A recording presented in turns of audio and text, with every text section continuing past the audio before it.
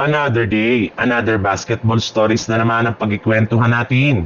At ngayon nga ay ang pag-uusapan natin ng balitang bagong trade na magagawa pa ng Los Angeles Lakers at ang balitang trade sa pagitan ng Golden State Warriors at Portland Trail Blazer.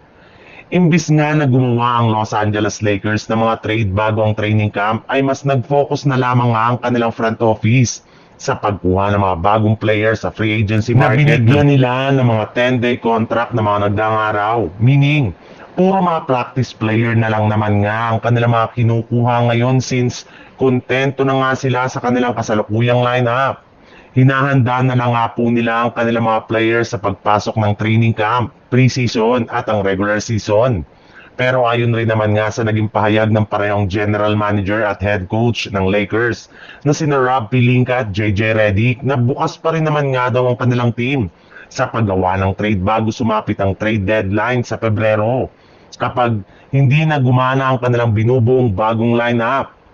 Willing rin naman nga daw sila na bitawan dito ang lahat ng kanilang mga trade asset para maituloy na ang pagkuha sa mga matagal na nilang target.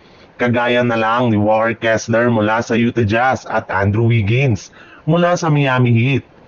Sa madaling salita, nakapos lamang nga daw ang Lakers ngayon pagdating sa trade dahil maaari pa rin naman nga daw nila itong gawin sa kalagitnaan ng season para maisaayos lamang ang ilan sa mga problema ng kanilang bagong lineup.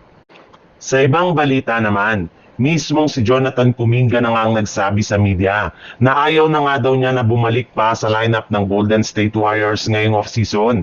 Mas gusto na nga daw niya na lumipat na lamang ng ibang kupunan na makapagbibigay sa kanya ng mas malaking oportunidad na maipakita at mapa-improve ang kanyang tunay na laro. Hindi nga daw talaga nito nagustuhan ang paglimita sa kanya last season ni Coach Steve Kerr. At kung sakali man nga na manatili pa siyang muli sa Warriors, ay sigurado nga na mauulit na naman ang pagbabangko sa kanya sa kanilang mga laro.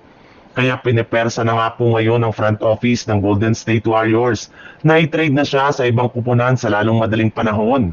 At base nga sa kalalabas pa lang na balita ngayong araw, posible nga daw pong makapag-trade talk ang Warriors sa front office ng Portland Trail Blazer para makuha sina Drew Holiday at Doak Reed gamit ang kanilang mga player na sina Jonathan Kuminga at Brandon Podziemski.